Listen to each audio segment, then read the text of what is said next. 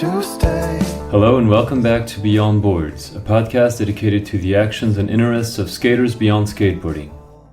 My guest today, Cole Nowicki, grew up in Lac La Biche, Alberta, where he started skating in the late 90s. Aside from his skateboarding skills, Cole is an accomplished writer, producer, publisher, and strategist. He is known, among other things, for his contributions as a writer and researcher on the acclaimed Viceland documentary series Post-Radical, which explore obscure skateboarding subcultures from all over the world, as well as for the two books he's put out in recent years. Write Down plus Circle came out in 2023 and is about the history and cultural impact of the Tony Hawk's Pro Skater video game franchise. Laser Quit Smoking Massage came out in 2024 and is a collection of essays which explore the evolving states of community, family, and belonging in the peculiarities of the Canadian West. So here's my conversation with Cole. I hope you'll enjoy it.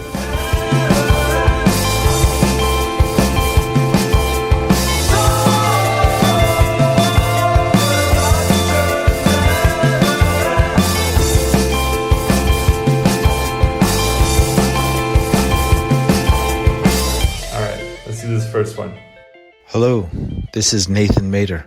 Cole, first of all, I just have to say what a pleasure it was working with you every step of the way in bringing The Endless Animal, my book of poems, out into the world through Fine Period Press. It wouldn't exist without you, so for that, you have my endless gratitude.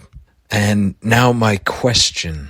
Does your drive to skate and write come from the same creative impulse? For example, when you were in the process of writing about skateboarding in your book Write Down plus Circle about the enduring influence of Tony Hawk's Pro Skater, did it feel like a way of bringing two aspects of your creativity together? Or maybe that binaries never existed for you and they've always felt intimately linked? Take care. Bye. Did you hear that okay? Yeah, no, that was great. Nathan rules. His book of poetry, The Endless Animal, is amazing. If you want to pick it up, just go to fineperiodpress.com. We got it for sale. Thank you for that, Nathan.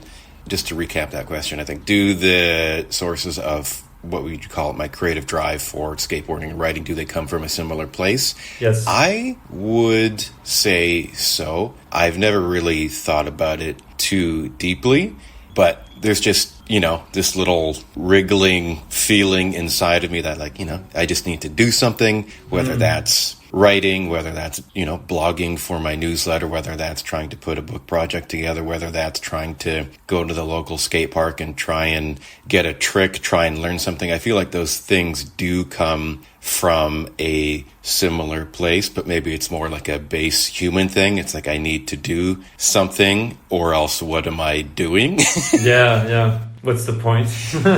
Yeah, because, as a kid, I grew up in a small town with not much to do. And Lac La Biche, right? In Alberta. Yeah, Lac La Biche. And, it can be a little depressing to not have things to do. So, whether it was trying to skate on the really shitty sidewalks and streets in Lac La Biche, or creating action figures out of twist ties, the separate little twist ties you tie up trash bags and stuff, and just creating little universes with that. There's just always a drive to do something, I think, just to not to be a bummer, but to not feel sad, because I was a pretty depressed kid. And I think those probably come from the same place, just trying to do something so I can not feel that way. But, it's all enjoyable too. So that's probably the bigger part of it at this stage in my life. And so as you said, Nathan wrote this book of poems, The Endless Animal, and I was wondering if you could just tell us about Fine Period Press. Yeah, you actually created it and have been running it, right? And so I was just wondering if you could just tell us a little bit about that project. Sure, yeah.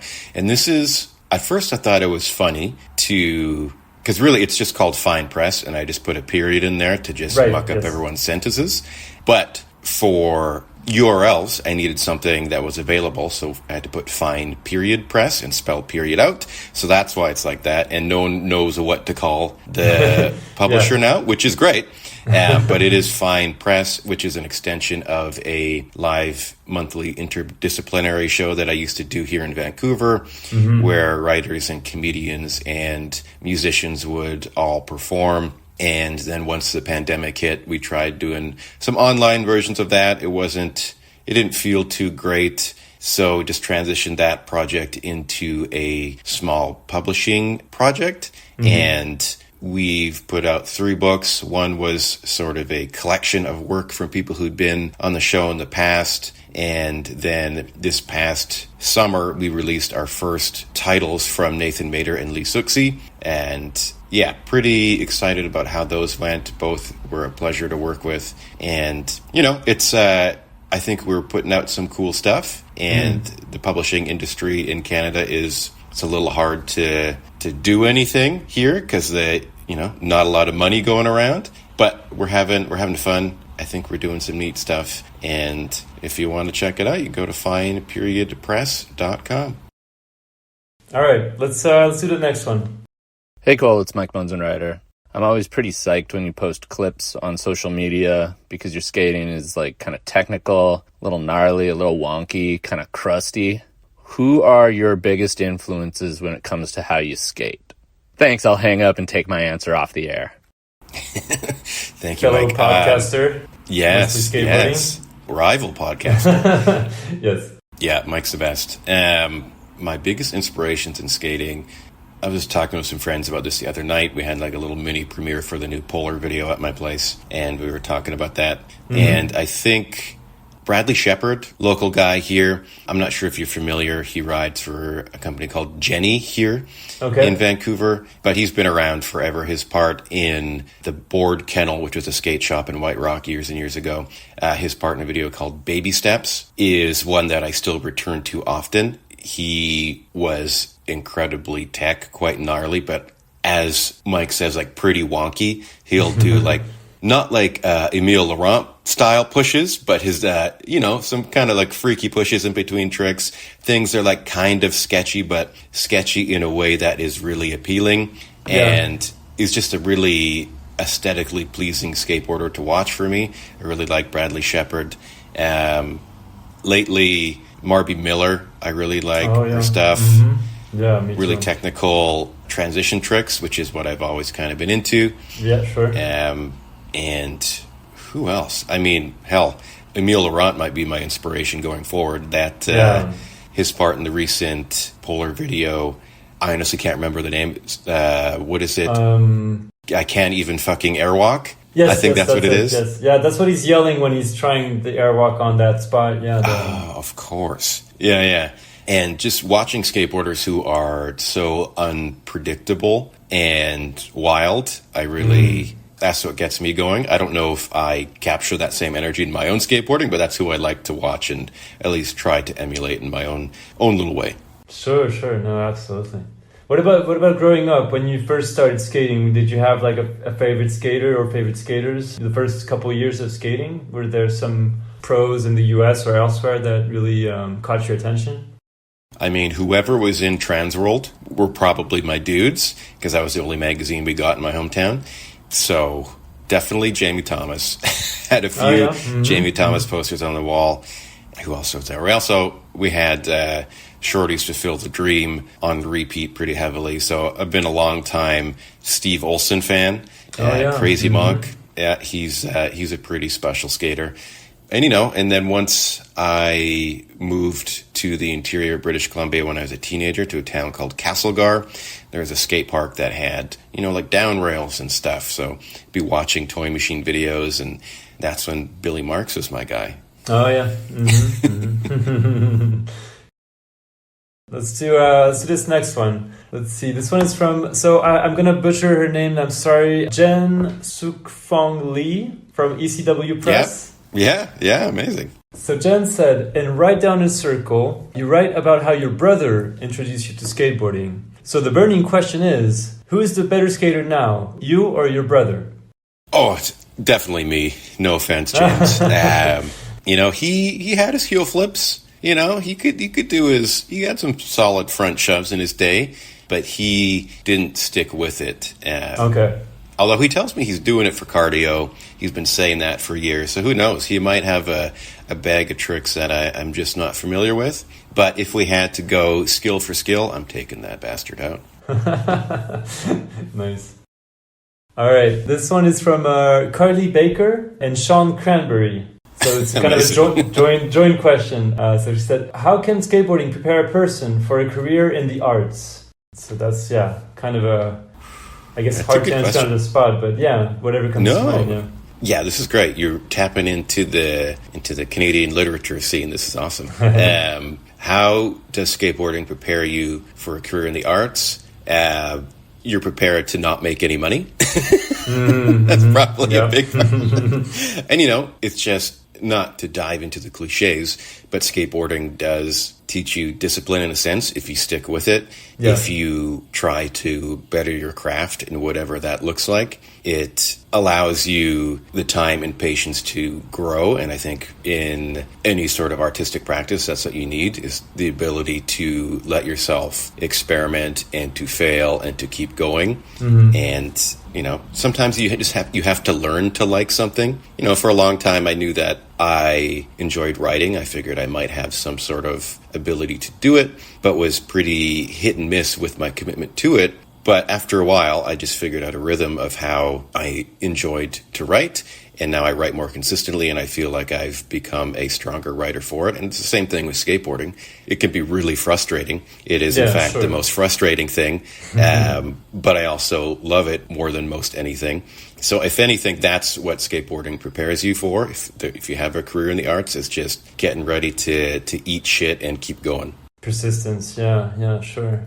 And what about, this is just for me, but I was wondering, do you have kind of a writing routine? Because I know you do your newsletter, Simple Magic, which comes out, I believe, every Friday. Do you have a favorite time of the day to sit down and do that? Do you have, depending on the project, if you're writing for Simple Magic, or if you're writing on, for example, an upcoming book, how do you approach that? Are there specific times throughout your days or your weeks that you dedicate to writing, or?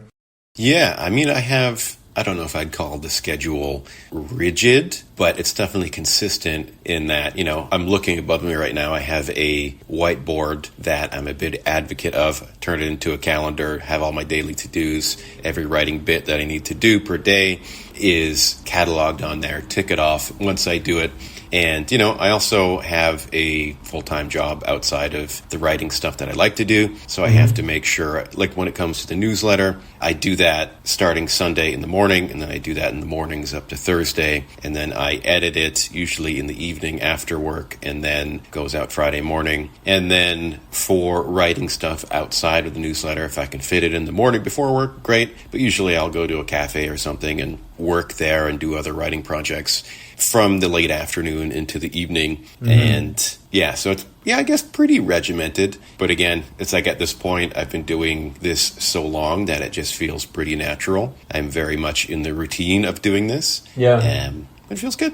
Yeah. No, it works. Yeah, it's amazing. I really enjoy Simple Magic, among other things you've done. But it's really, really cool. And I was actually, this next guest, I think, asks a little bit about it, and he told me that he keeps an eye on what's going on in skateboarding thanks to your newsletter, mostly because I don't think he checks out Thrasher or Free Skate Mag or all the other kind of hubs for skate media or whatever. He just checks out your newsletter, and that's enough basically. And I would agree with that.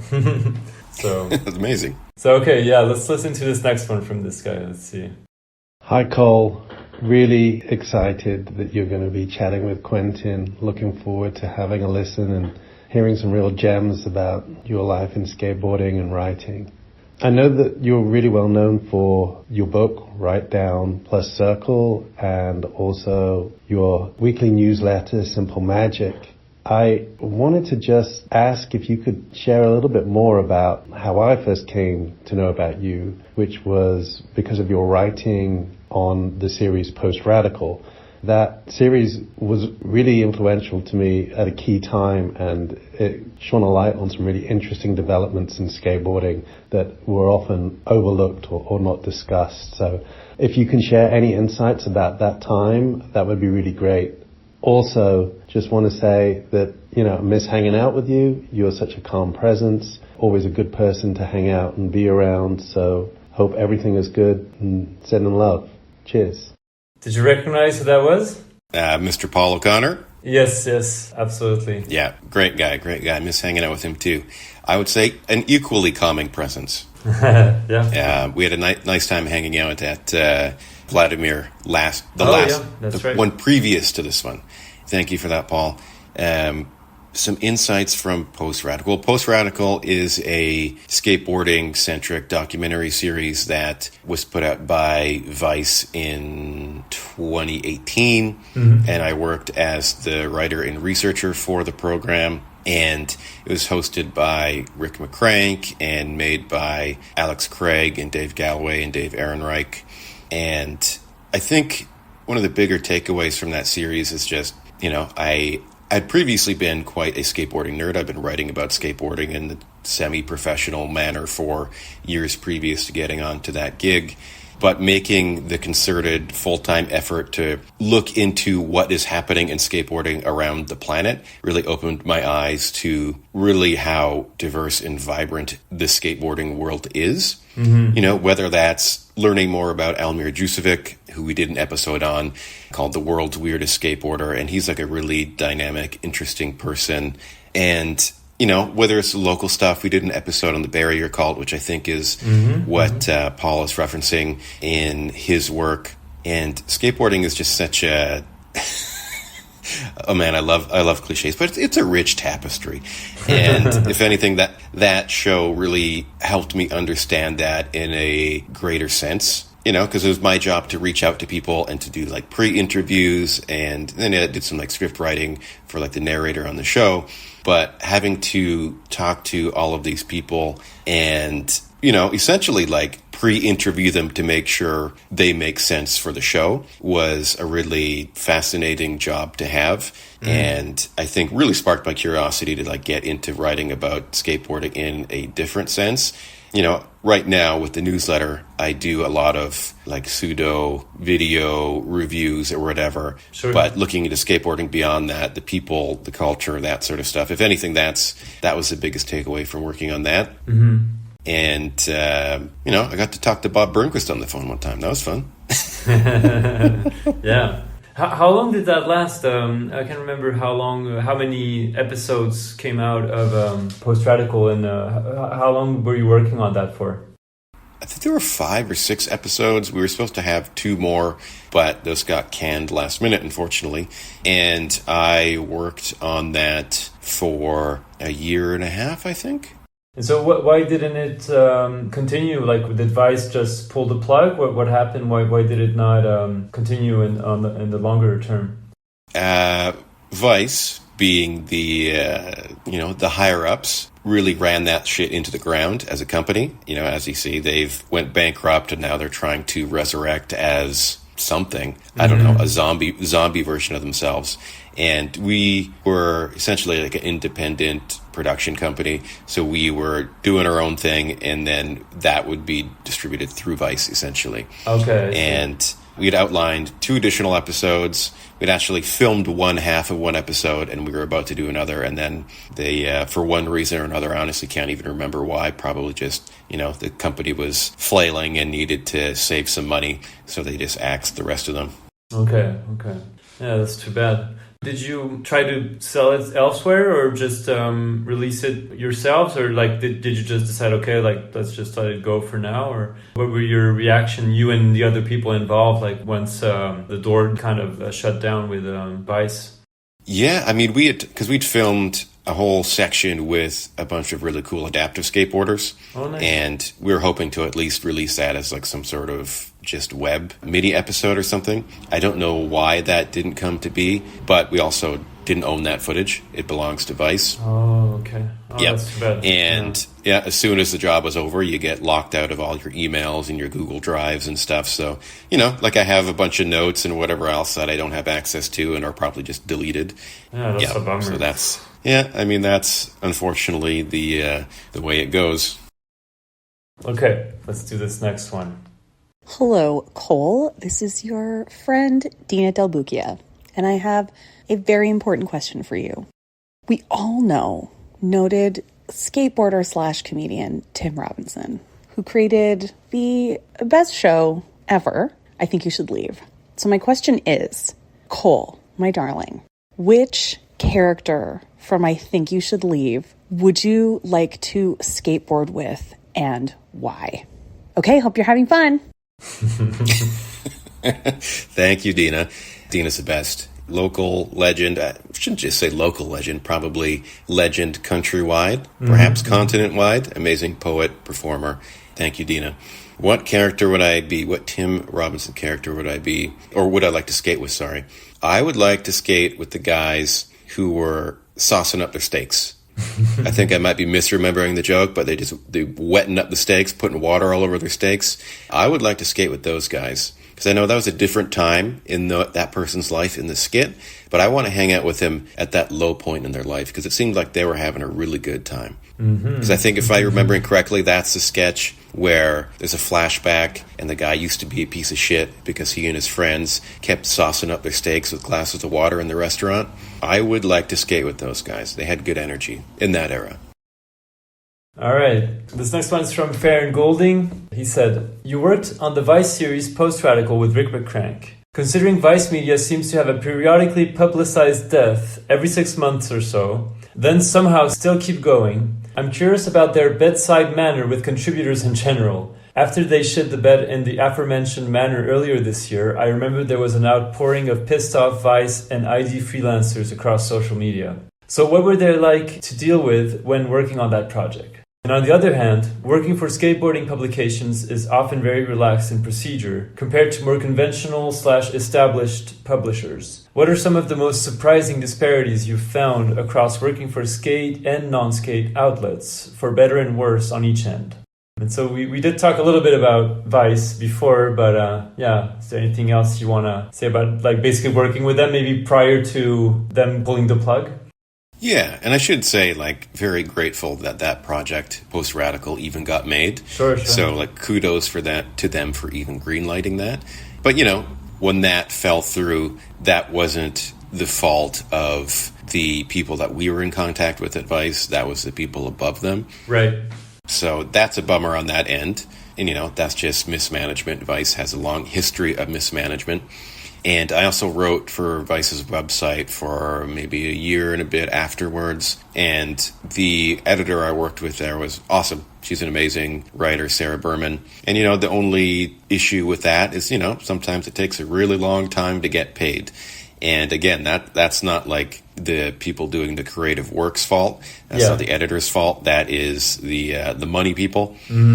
And, you know, as those viral tweet threads show us, there are a lot of people who still haven't been paid, which is pretty despicable behavior, especially as Vice has resurrected itself and is continuing on like it doesn't owe freelancers and former staffers thousands and thousands of dollars.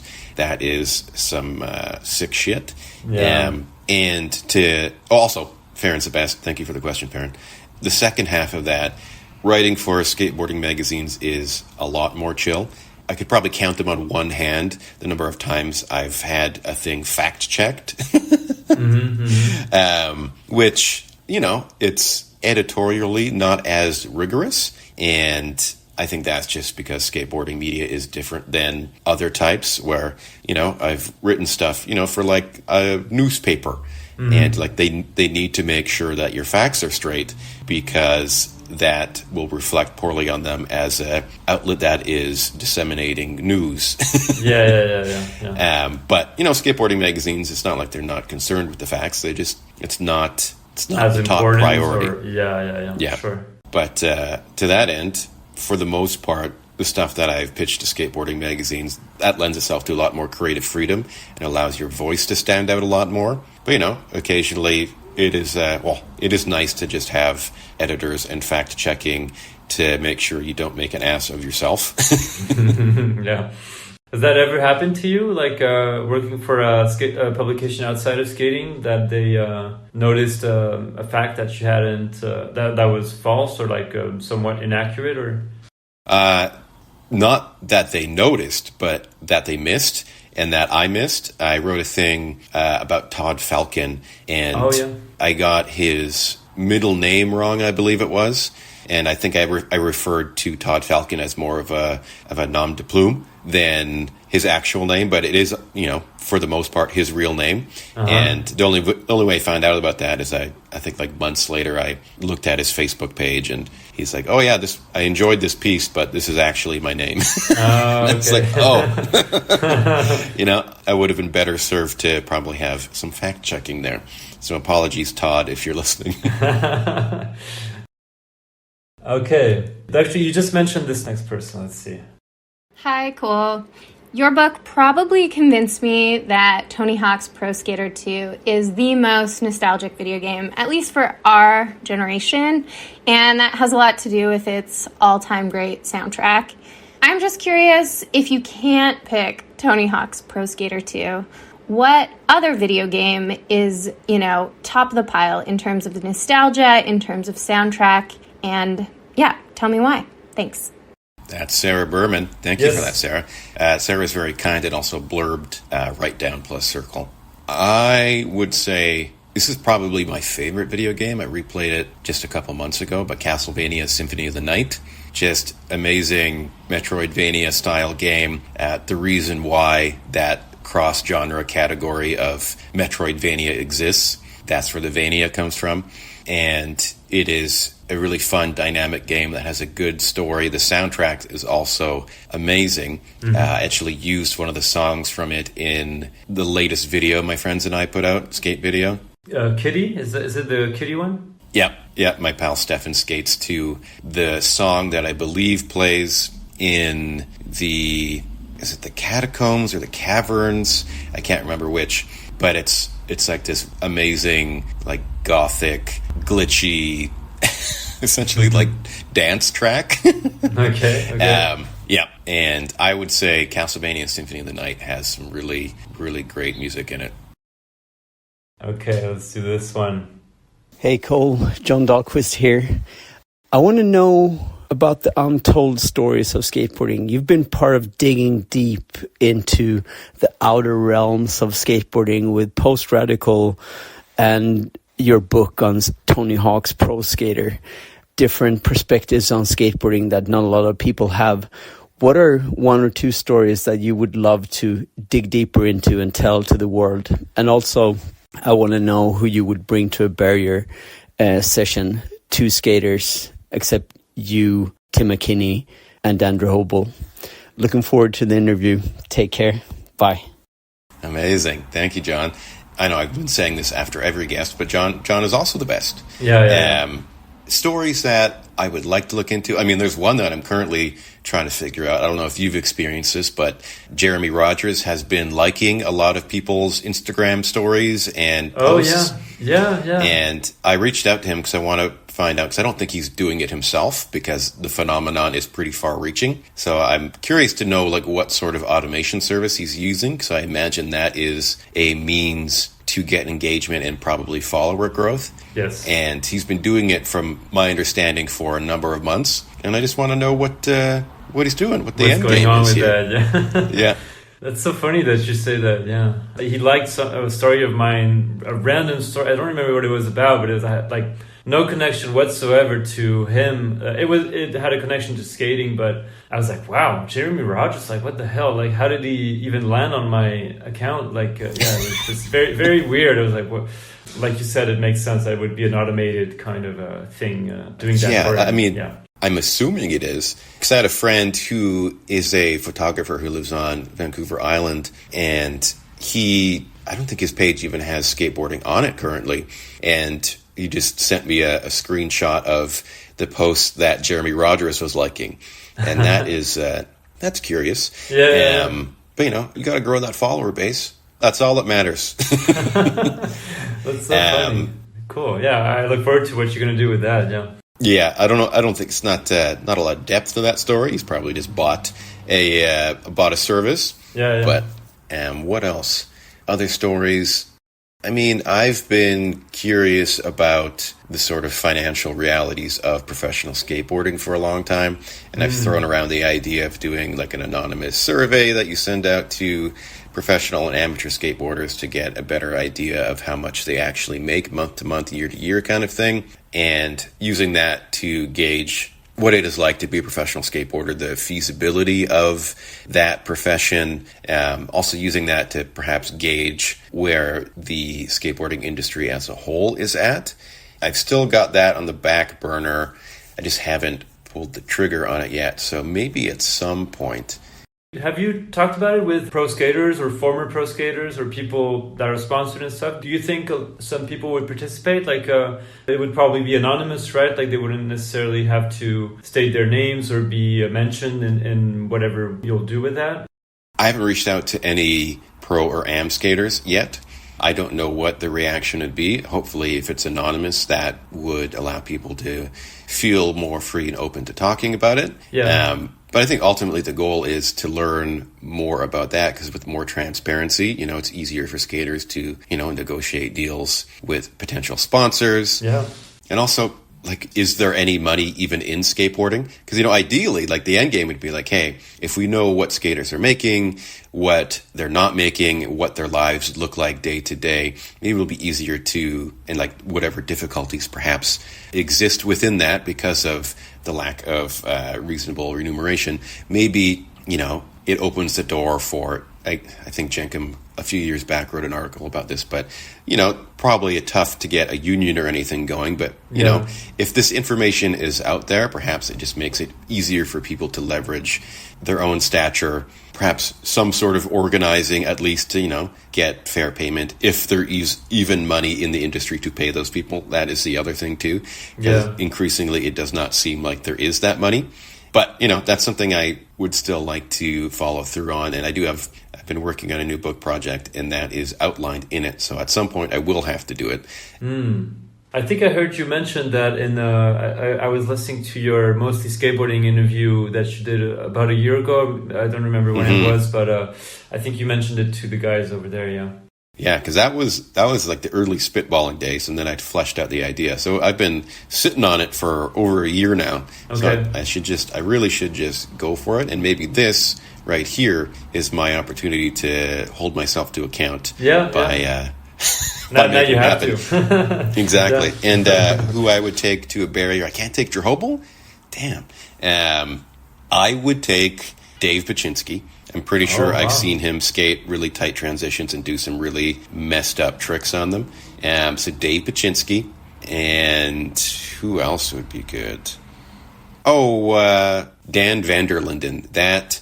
Oof, wow, what is it, like yes. the back over crook thing to fakie that he does in that Nike anti-hero edit the other week? Yes, that was shocking. So we'll get down in there. Yeah.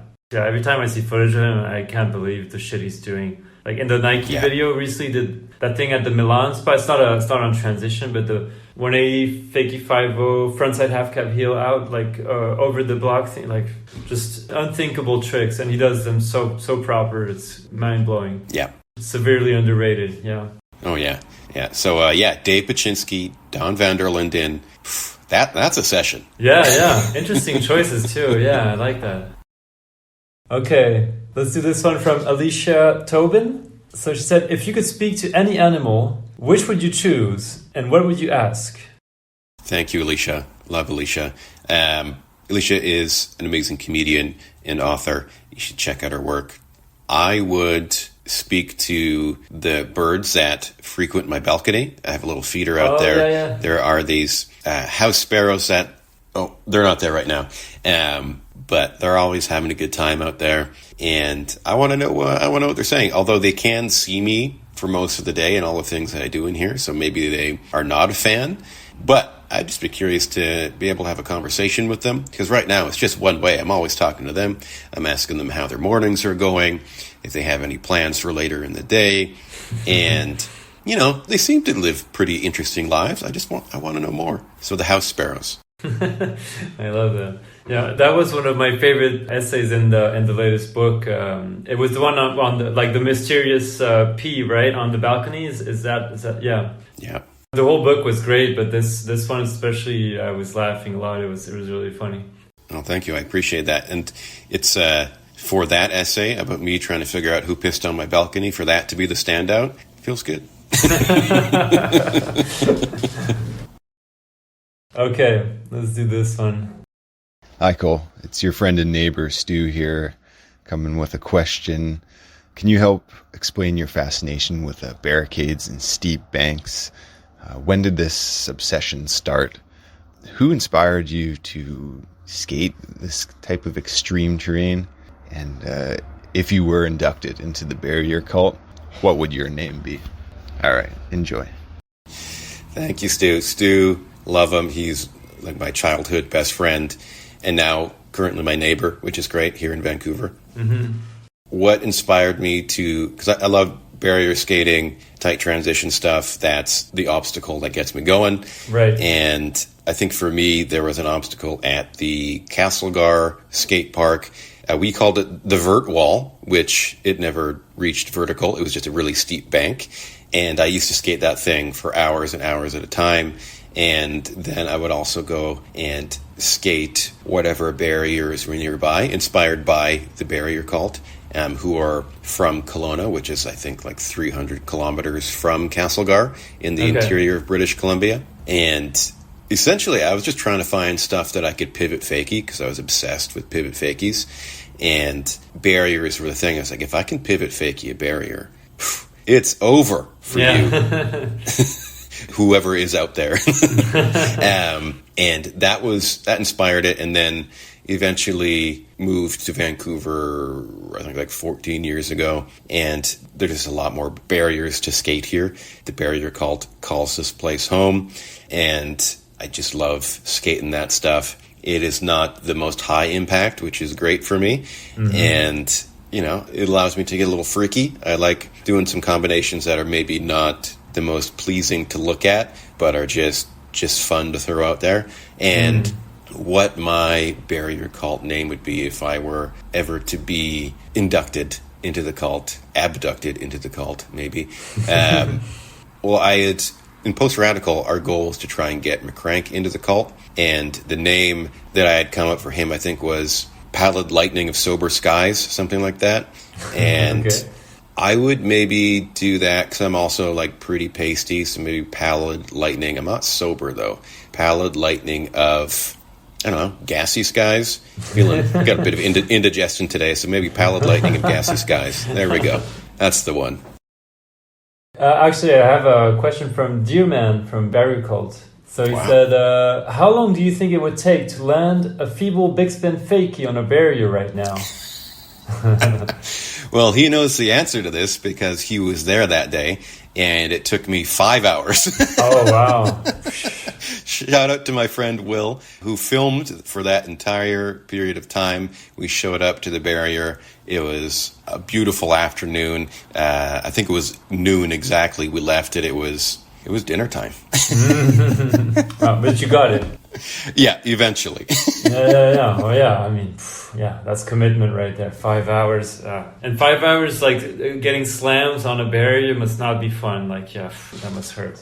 No, barriers, as I was saying, are pretty low impact. But if you are taking that minor impact for 5 hours, just fall into your ass over and over, it's not great. Yeah. Oh, my God, yeah.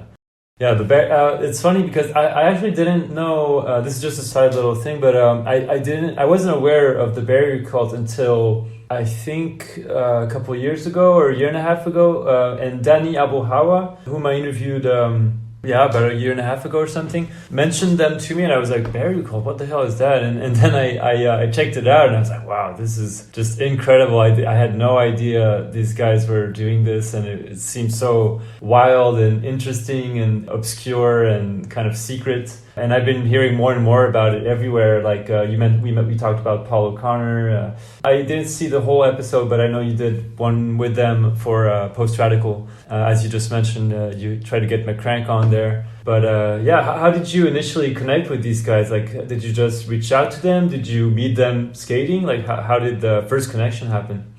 Good question. Oh, also, thank you, dear man of Dark Woods, for the question.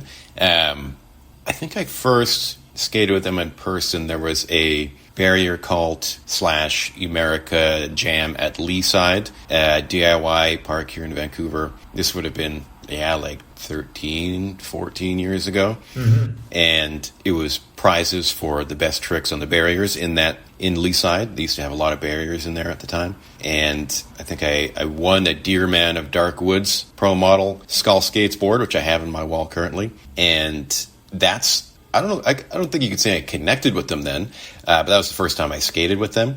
First and interaction, then over the years, just seeing those guys around, and I think the first time really talked to them at length was working on Post Radical. Okay. I like the whole idea of them putting your ego aside and not branding yourself, like hiding your identity skating and letting your skating talk instead of just promoting yourself as a fantastic skater or whatever. It's just kind of I don't know, I'm not expressing myself well here, but I just like the whole idea of putting your ego aside and letting the skating talk, basically.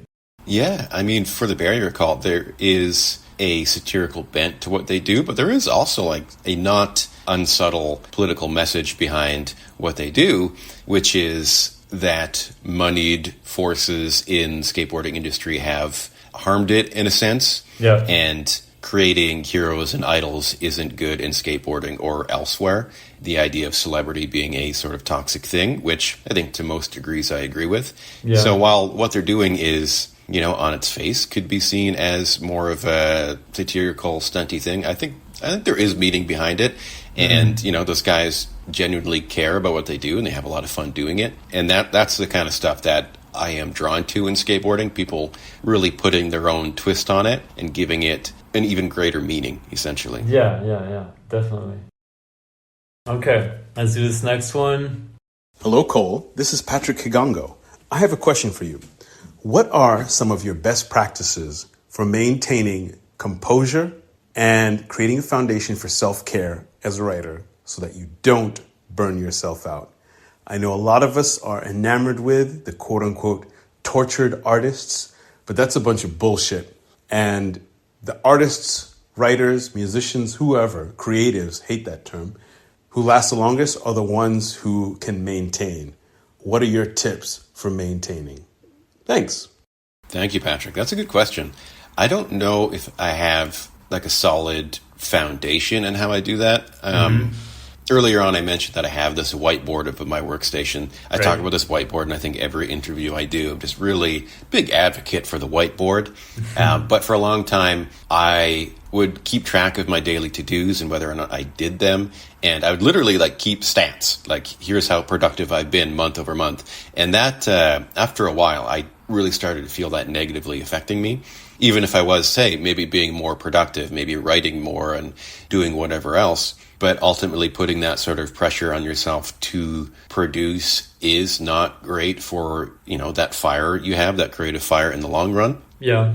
And I think for me, it's not even a hard and fast rule. Generally, Saturdays, I don't do anything because I'm working during the week. I'm also doing my other writing during the week. So it's just a lot of trying to create and write and do whatever. So Saturdays are just I'm going to go to the park. I'm going to go eat some ice cream. I'm going to do anything but think about doing something. Yeah. And those days are good. I mean, if we got to get the 3-day weekend over here. If we had that, life would be good.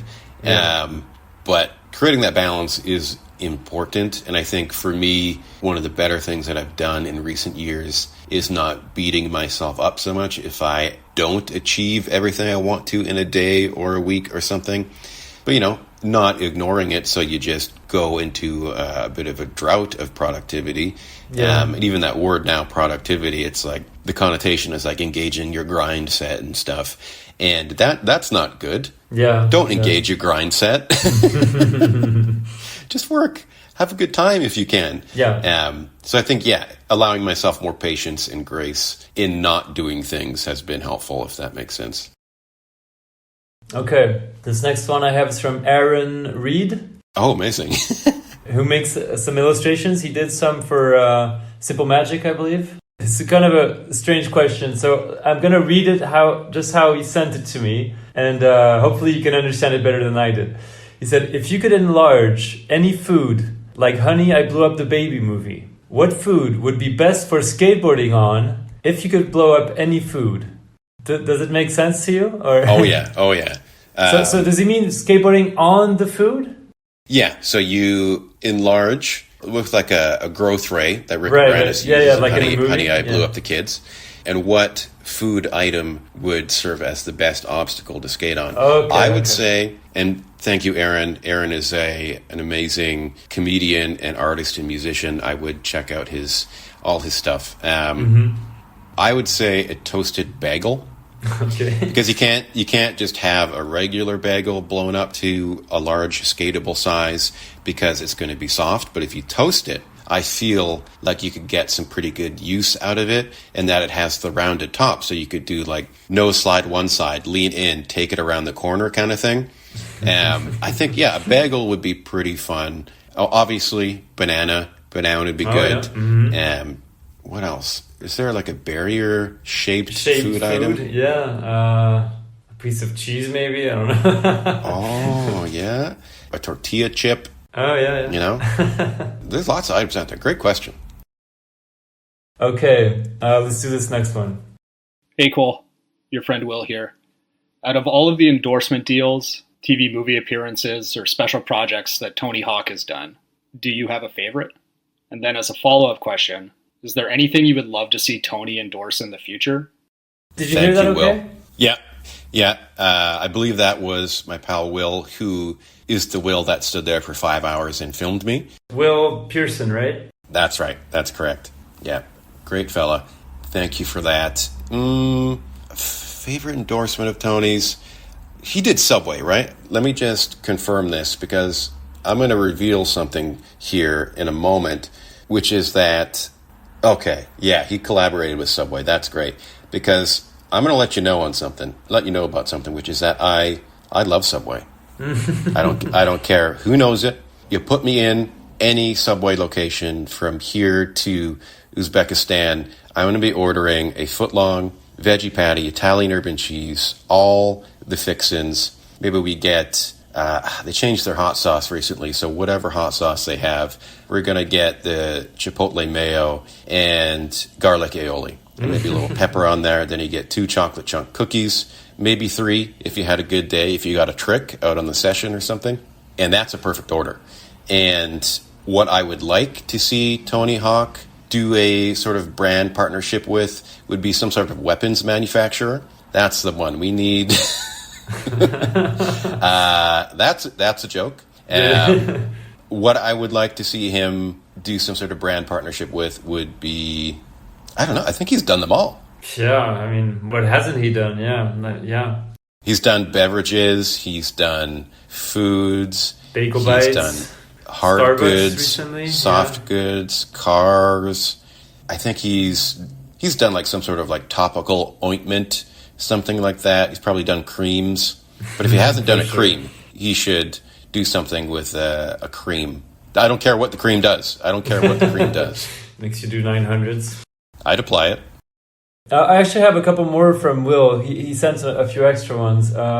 He said, what is your go-to poutine spot in Vancouver? And what is the worst poutine you've ever had?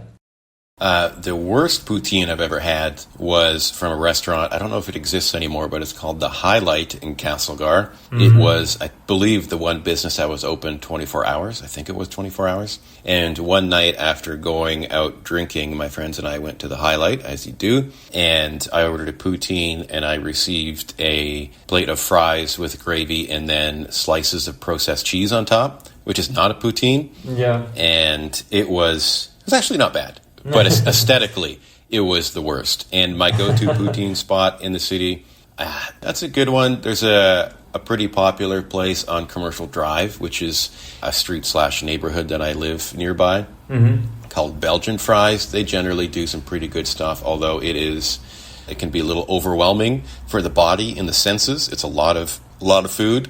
And if I had to be honest, I've been going to a place called Mr. Greek, which is a local donair spot. Okay. And I will get my falafel donair, and then I get that with a poutine. Although I've had to stop because it's also a lot of food, and it doesn't make you feel good for 1 to 2 days afterwards. But for those 20 minutes that you're enjoying that food, doesn't get better than that. I don't have much experience with poutine. I've only tried it once in Montreal when I was there in 2019, I believe. But I can't even remember what it was. I was heavily drunk when I had it, but it was good. When you have to have it. Yes, exactly. Yeah. Pretty much. And the last one from Will is, throughout all of your journalistic and research pursuits, is there one skateboarder that you've spoken to who you were particularly impressed by? It's a good question. For me, I really enjoyed talking to Don Luong, who does filming for the Tamieto brands. The latest Toy Machine video, right? Yeah, and I'm a big fan of his work, and just getting to talk to him about his process and his thoughts around filmmaking in general in skateboarding, and his ideas around creating those moments and feelings and emotions that a skateboarding video, if done well, can provide to the viewer, I thought was really fascinating, and also just seems like a really nice guy. So I'd probably say Don.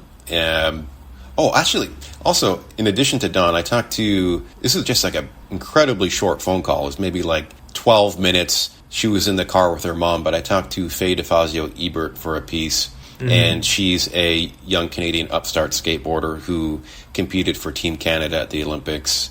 And I think she was either 12 or 13 at the time that she did that. Or was it 14? I think she's 14. I can't remember. Okay. Whatever the case, so sharp and composed and thoughtful in her answers in regards to her athletic hopes and her view of skateboarding and competition in general for being that young was almost startling. Wow. Okay. Interesting. Yeah. So Faye was really impressive. Yeah. So Faye and Don, I think those are just the recent examples that I can think of off the top of my head.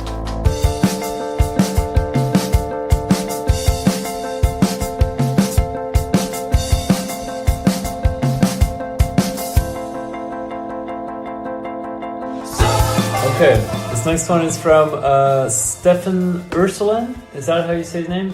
Yep. Who was in the Kitty video, I believe, as well. He said, one of your signature looks is the cropped shirt. Can you explain your process with this alteration? Is it intuitive or precisely calculated and measured? Great question. Thank you, Stefen. Stefen, great skateboarder, great fashion sense. Also does a lot of his own alterations in a more professional manner when it comes to his clothes than I do. I do love the crop top. I can't remember when it was, but it was before crop tops became popular. I was cropping my shirts just so everyone knows. And that's because I figured out that my shirts didn't need to go longer than my waist. They could just be the length of my torso, which is great. Why is the shirt longer than your torso? It just doesn't match up. So I started cropping my shirts. At the beginning, it was pretty loose, and I would just go wild. No measurements, nothing. But now I do take measurements. I have a sample shirt that I use. I lay the shirt that I want to cut underneath the one that I think is of a great length. And then I will take the measurements of that, and then I will take a little marker and put dots across the shirt where the cut line will be, and then I go from there. And it's worked pretty well so far, but it's definitely not Stefen cropped something in a professional manner, and he's always pretty aghast at my crop top, so that's probably why he brought that up. He asked a second clothing-related question. He said, over the years, do you think you've found the perfect skate pants? Is that even possible, or a never-ending search? You know, right now, I just refreshed a web page because I'm supposed to be getting a delivery of pants, and they actually might be coming at some point here. So if I get a call, I got pants coming. So that's actually a perfect question. I would like to say that there is a perfect pant out there, but given all the struggles I've gone through over the years trying to find a pant that works and works consistently, I would say no. Because over the years, I've been smitten with like the Denver Hayes rugby fit, and I would buy those pants in bulk. And I even, like, Stefen one time was out of town, and they discontinued that pant, but where Stefen was, he was visiting his family in Kelowna, and he noticed that at a store they had some rugby fit pants. So he picked some up for me. So that's probably where this question comes from, because he knows my struggle with pants. I'm sure a struggle many skateboarders have. And then Dickies had a stretch, I think it was also a rugby fit pant that I really loved, and then they discontinued it, and I can't really mess with any other Dickies because I have really big legs and a big butt, and their pants just don't work for me proportionally. Okay. And that's where the struggle is. I've been buying a lot of quasi pants. They're worn pant, fits really well for my wide extremities, and been doing that. I bought a pair of Carhartt Work in Progress jeans when I was in Lisbon a couple months ago. I'm wearing them right now. They fit good. That's what I have coming to me today is another pair of Carhartt Work in Progress jeans. If they're listening, send me some pants. You're not going to get favorable coverage, but I would just really appreciate it. So yeah, it's I don't think there is a perfect pant out there, but we can get close. We can have perfect for the moment. We can have perfect for the day, for the week. But eventually, you're going to have to say goodbye. Okay, and Stefan's last question is, any thoughts on logo removals and cover-ups? I back it. I haven't removed the Carhartt people. If you're listening, plug your ears. I haven't removed the Carhartt logo from the butt of these jeans yet, but I am planning on it. I just don't like logos. I will wear a graphic tee to support whatever creative venture a friend has or a brand that I enjoy more than others, but I'm just not a big logo guy. Carhartt people, you can unplug your ears now. Let's see. This one is from Nikola Racan from the Vladimir Film Festival. Hey. He said, if you had to be born again, what character or person, fictional or non-fictional, would you like to be? Wow, that's a good question. Thank you, Nikola. Who would I like to be reincarnated as? It would probably be interesting to be really good at some sort of athletic endeavor, like on a professional level. Like there's a guy from, I believe it's like Chilliwack or something, a city near here, who won gold in the Olympic hammer throw. Or was it hammer throw? Okay. I think it was. Be kind of cool to be able to throw something really far. I don't know if I want to live his whole life. I don't know what that looks like. But at least for the small moment where I could throw that thing really far, I'd check it out. All right, let's do this next one. Hey, Cole. It's your friend, Michael Christie. My question for you is, why is skateboarding, like real skateboarding, so hard to write about and to translate to the average reader? And should we even try? Like, does it matter, or should we just write for ourselves? Thanks. Hope you're having a good interview. Wow. Thank you, Mike. Mike's the best. If you're not familiar with his writing, you should be. He's written a number of books. Greenwood, If I Fall, If I Die, also an amazing skateboarder. Check him out. I'm just plugging everyone who asks me questions, but they deserve it. Please check him out. The first antisocial video. Really nice guy. Why is skateboarding really hard to write about? And should we even write for other people? I think that's a good question, because I think as I have been writing about skateboard, well, I've been doing it for a very long time now, and I think it's important to consider the audience in one sense. I mean, in the Write Down Plus Circle, one of the editorial notes that I received was trying to explain different aspects of skateboarding to the non-initiated. I think there was one footnote explaining what the ollie was, which I didn't really want to do, but is probably helpful for those people. But I think it's probably best to just write. If people don't know what something is, they can look it up and figure it out. And I think it is best to do that because it treats all audiences seriously. I think, footnotes and stuff are helpful for sure. But if you are writing and changing your writing to fit a certain audience, then you are also changing that writing in a negative way to the audience you're directing it at. Yeah. Because, the skateboarders will know what you're doing. They'll know that you are, for lack of a better term, maybe dumbing something down. Yeah. And I think it's best not to do that.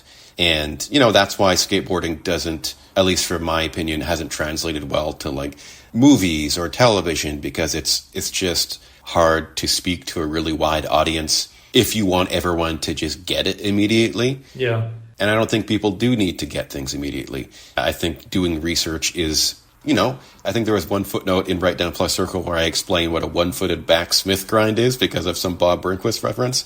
And it's like, people should just look that up on their own. I don't want to have to put like a 2-paragraph referencing Fabrizio Santos in there or Fandangles or whatever. People should just look that up on their own.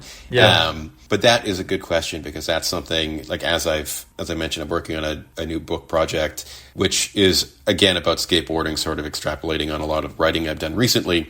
And one of the things I don't want to do is, pandering's the wrong word, but diluting the writing by trying to make it too accessible. You know, you make it accessible enough for people to form some sort of connection with what you're trying to say, but not so accessible that you dilute it and it's just kind of pablum, if that makes sense. Yeah. But actually, I think the next question is kind of linked to that. Let's see. Hey, Cole. I think it sometimes can be incredibly difficult for people to write about skating on a day-to-day or week-to-week basis and keep it interesting. I love the weekly newsletter, though. Have you developed any strategies to find gems to write about or keep it interesting? Also, bonus question. What's the most pedantic you've ever had to get for the Simple Magic style guide? Did you recognize who that was? I'm not sure. Was that Ian Browning? Yes, exactly. Yeah. Okay. He and I haven't spoken enough in person, but I was like, he mentioned the Simple Magic style guide, so that gave it away. And the question was, how do you keep doing the newsletter every week interesting? Was that it? Yeah. So it's not quite linked to making skateboarding accessible to a wider audience. It's more about how do you keep it interesting, like writing about skateboarding every day or like every week at least. How do you keep it fun and interesting and keep the fire burning, kind of, yeah. Yeah, I mean, that's a good question. Thank you, Ian. Also, check out Ian's writing. Yep. Great writer. I would say that it can be a little tricky. I'm actually currently feeling a little weary of just, it's SOTY season. So it's just good video after big project, etc. And it feels like sort of a dereliction of duty not to at least mention those things, even though it does grow tiresome to be like, this video is this for X reason or that reason. And like this week, there's a few things in the newsletter where they're not related to the zeitgeist or the current happenings at all. And I think to be able to write about skateboarding week after week, I need to do that occasionally, write something that I'm either interested in or there's just one thing that's in there that just makes me mad and I'm just ranting about it.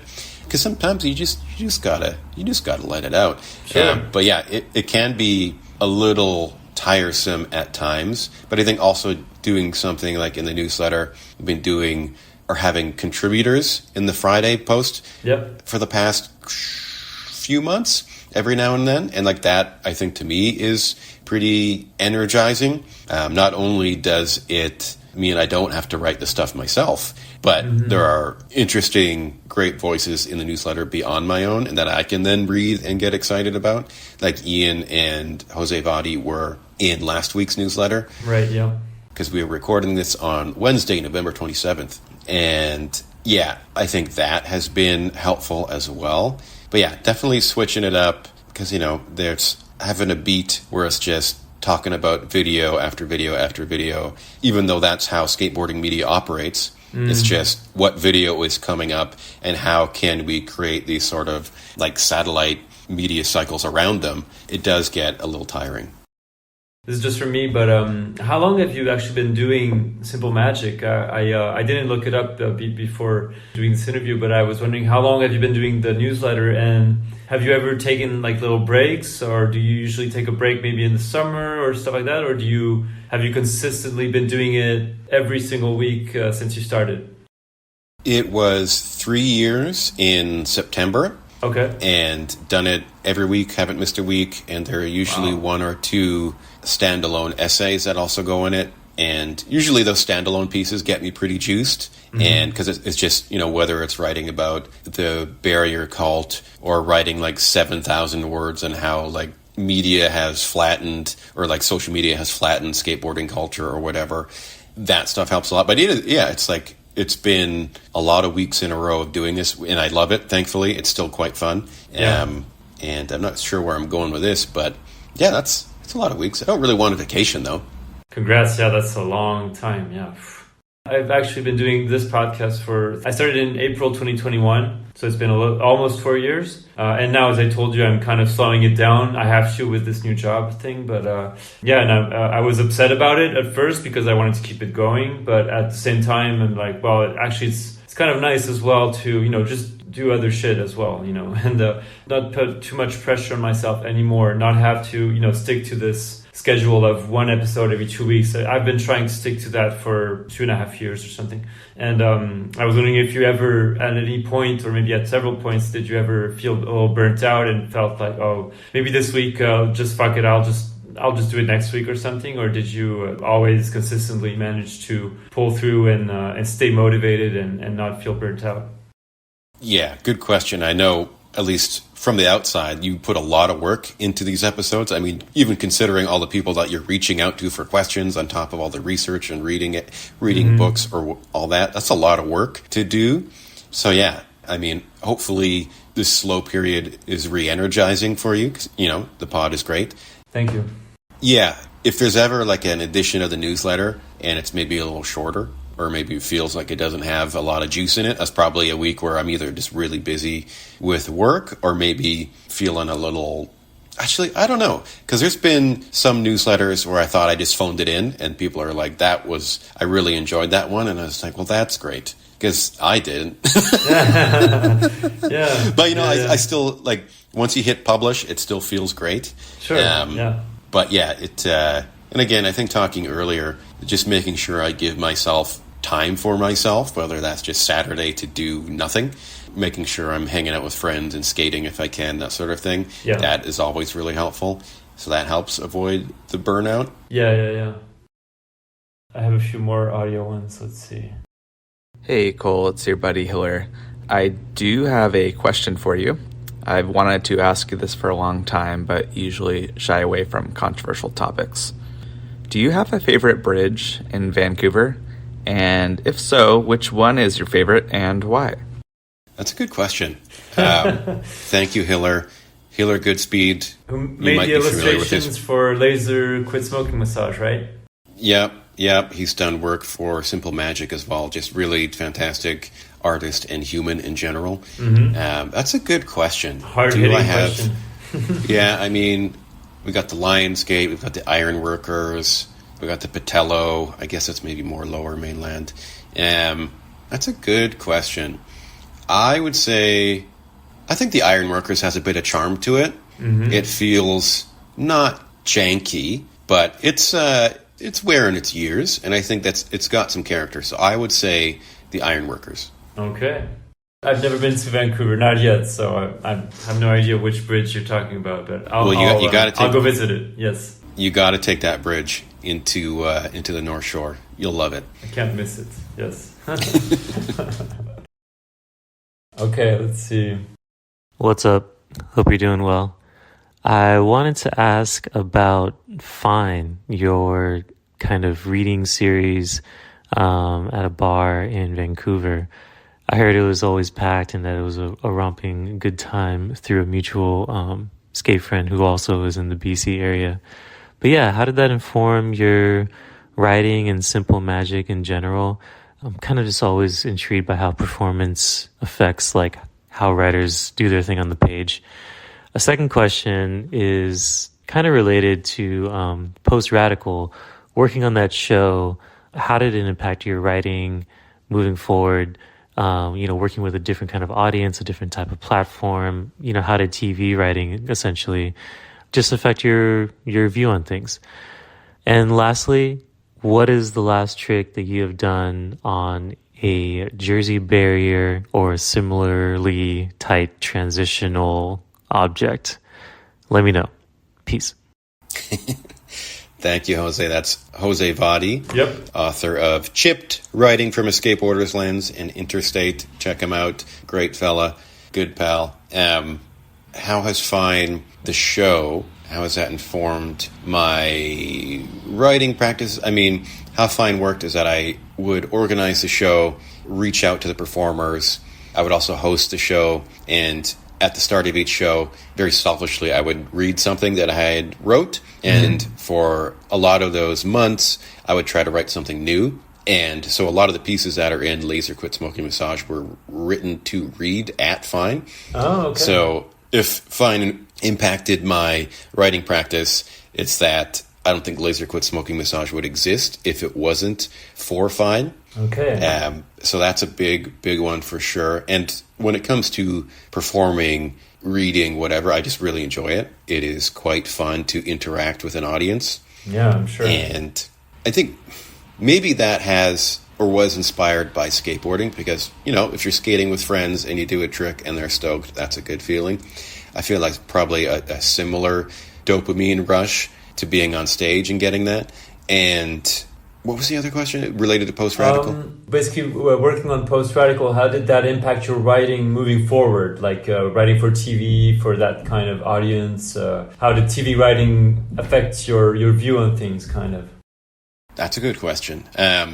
So the writing aspect that I did in post-radical is that it would help occasionally structure the episodes and just how they would come together, or at least plan them out, and then wrote the voiceover script for who we called the Oracle, who is the narrator of the show. And maybe the takeaway from that is that the Oracle is very silly. The voice that we used, he was a local radio personality and older gentleman, deep, sort of wizened voice, and being able to have him say some pretty absurd stuff about niche skateboard culture was really interesting. And I think maybe the takeaway from that is that you should always try to do what you think you can get away with first, because you never know, you might be able to.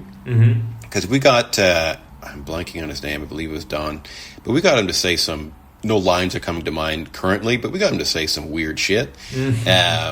Yeah, and it was a blast doing that. And I think, maybe the takeaway from that is that I always just try to do what I want to do. And then if people request edits or tweaks afterwards, we can talk about it. But definitely try to do what you want to do first and don't try to cater to an audience.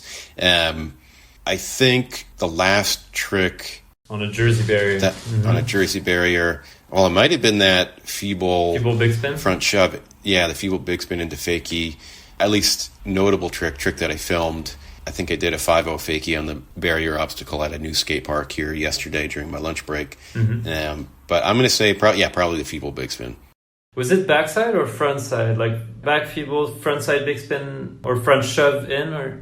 Yeah, I would call it a front shove in, but it was a backside feeble grind and then a front shove into fakie. Okay, let's do this one. Hi, so my question is, what is one of the nicest memories that you've had from your newsletter? So something that, I guess, feedback that you've had, or something that you wrote about that you look back on and think, good on the world, and something that just really helps you optimistic about what skateboarding's about, alongside all the critique that we do need to necessarily do. So I guess it's more like a question about something in your newsletter in the past that got you really, really stoked. Thanks. Bye. Okay, thank you for that. It was a little hard to make out. Was that Indy? Yes, Indigo Willing, yeah. Yeah, Indigo's the best. Thank you for that question.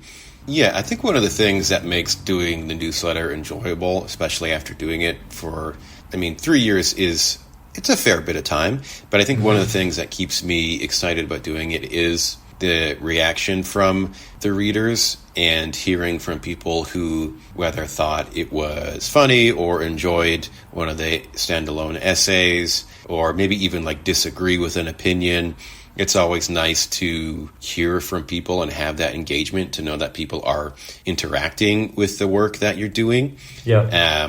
And, it's like we did a collaboration with Antisocial for essentially the 3-year anniversary of the newsletter. Right. And I just got a message on LinkedIn from somebody. They live in Berlin, and it was like a picture of them holding the mug. And the mug was one of the collaboration items that we did. Right. And just stuff like that. It's like there's someone in Berlin who enjoys the newsletter enough that they have this one-off mug. Item. That feels pretty rewarding. And then hearing from people that they read the newsletter and it helps them keep up to date on skateboarding in a way that they enjoy. Although I should should offer like a bit of a disclaimer. It's like what I write about is essentially just what I'm seeing. Oh yeah, yeah. I'm not capturing the whole breadth of everything. Of course, it's impossible to cover every single thing that's happening in skateboarding nowadays. Yeah. Yeah, so I feel even if people are just reading about what I'm taking in and they're enjoying it, that feels good. Yeah. And I think the community that has built around it, whether it's like people who comment, like there's a fellow named Michael who comments on a lot of the newsletters. I don't know much about Michael, but we talk about the newsletter in the comments, and it's always just, now I know Michael. I don't know Michael, but I know Michael, which is really nice. Just meeting a lot of people through this project has been really rewarding. Yeah. And, even having friends and people pitch stuff to have published in the newsletter. For writers to consider this as a space that they would want their writing feels really good. Yeah. And being able to, when I can, like provide that space is rewarding as well. Because, I think skateboarding media is not in a great place. There are still Thrasher's a stronghold, and they get a lot of crap, but they do a lot of good. Yeah. Like if Thrasher's gone, stuff will fill that vacuum, but what is it? Will it do it as good as Thrasher? Will anything ever fill it? Does like the industry take a dire hit because that's like the main promotional arm? Yeah. So it's like things feel a bit precarious in the skateboarding media landscape currently, and to have also I should also preface by saying I don't have like the biggest audience, but the fact that this is an alternative that people read and enjoy and want to contribute to, I think having stuff like this and new outlets like whether it's Mess Mag or Sam Corman's Plank that he does with Max, having these new ventures pop up and help sustain the skateboarding media landscape to help it grow further than what it currently is, I think is really important. And to just be a small part of that is really rewarding. Like the fact that I'm even doing this podcast with you is, I'm like, holy shit, people are aware enough that the 14 people that want to hear me speak can hear me speak. So like, and again, like what you're doing and what other podcasts are doing, like to be able to essentially create outlets from the ground up, I think is really important. And to be a small part of that is quite rewarding. And I've gone on a bit of a rant here. No, that's fine. Absolutely. Yeah, I think that's probably the biggest thing, which is everything that I just said, which was a lot. So thanks for listening.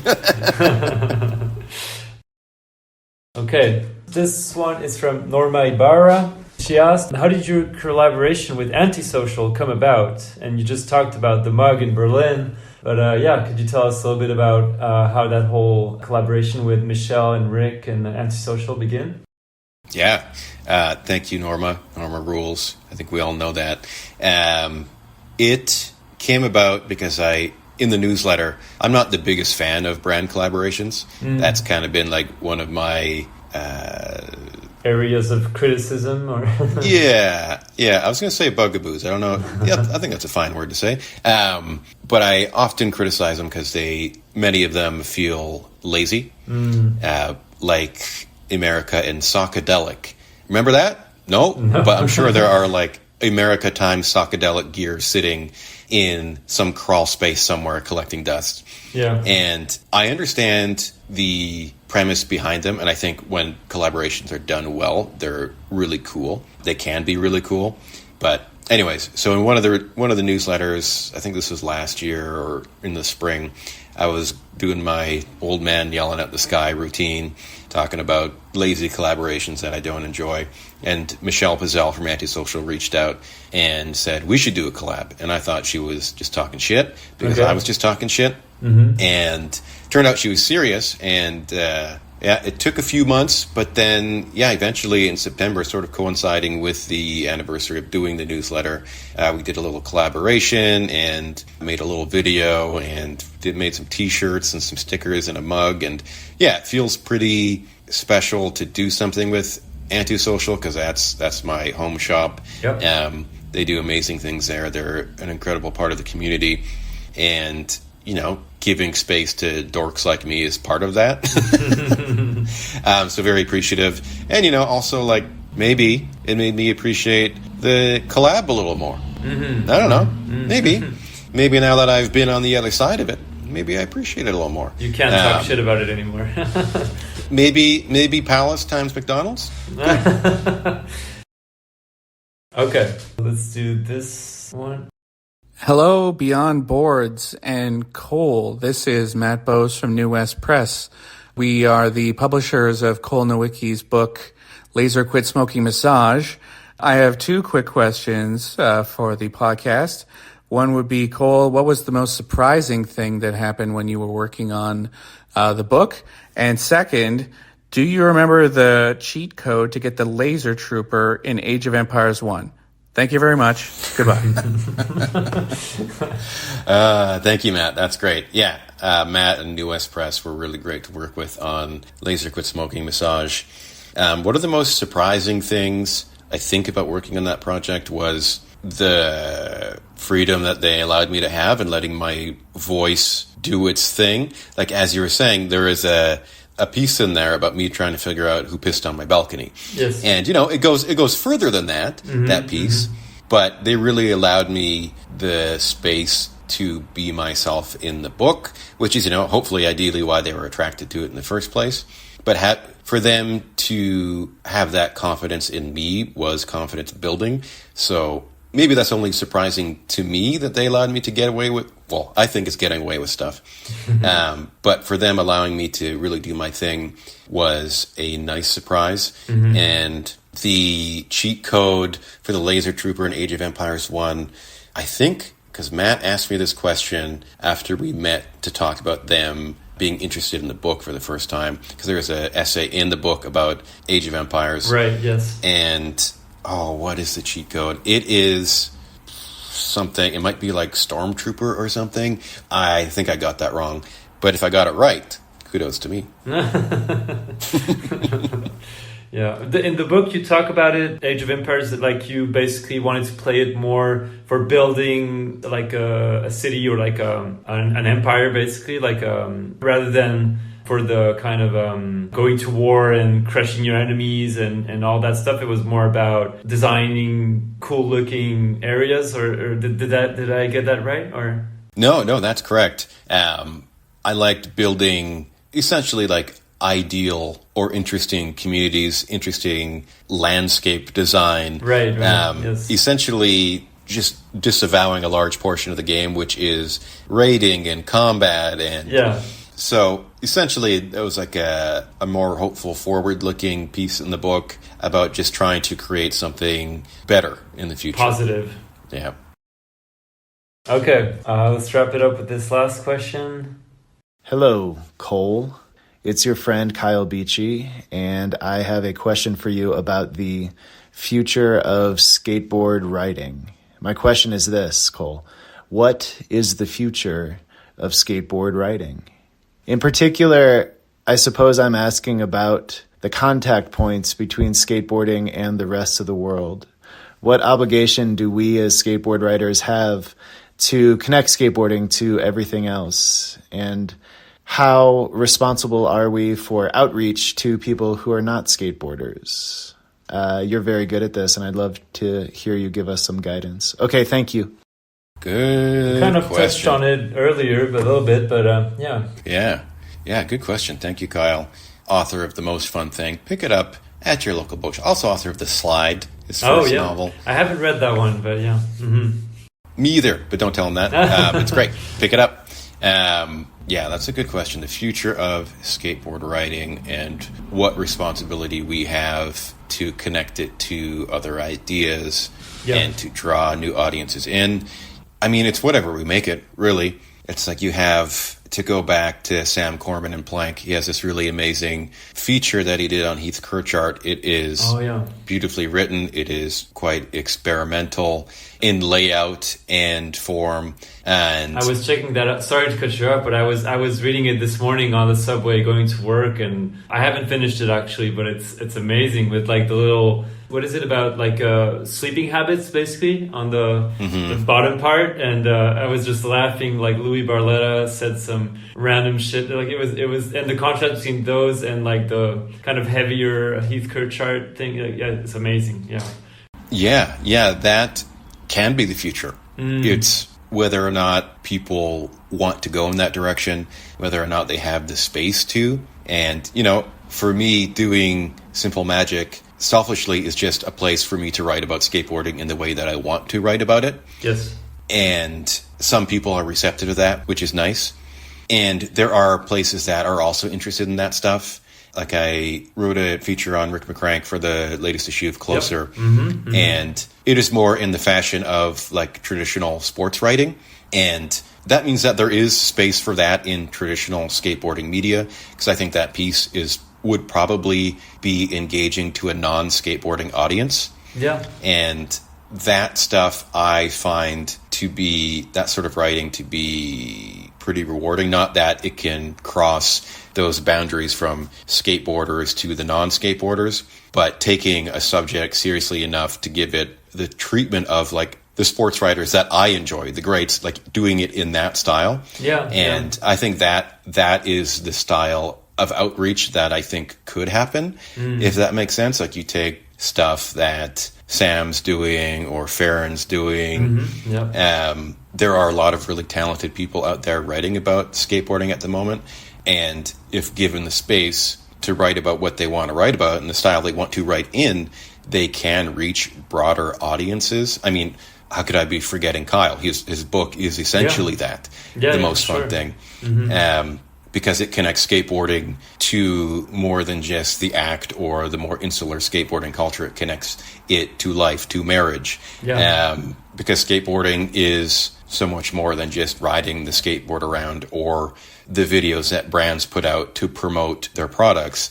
Skateboarding is what you make it and the people you do that with, and that in terms of possibilities is endless. So you can reach any number of audiences with skateboarding, you know, whether you have to connect it to something else, whether, you know, the boom of media attention following skateboarding's inclusion in the Olympics to some might be, you know, like the end times. You know, the world now cares about skateboarding because it's part of the Olympics, which there is a lot of bad that comes with the Olympics.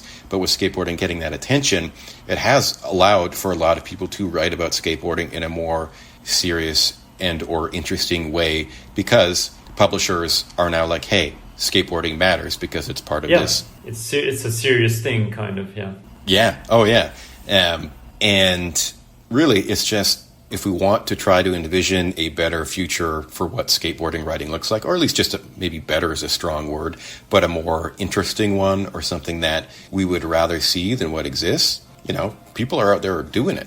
And it's paying attention to them, it's supporting their work, it's doing that stuff yourself if you want to do it.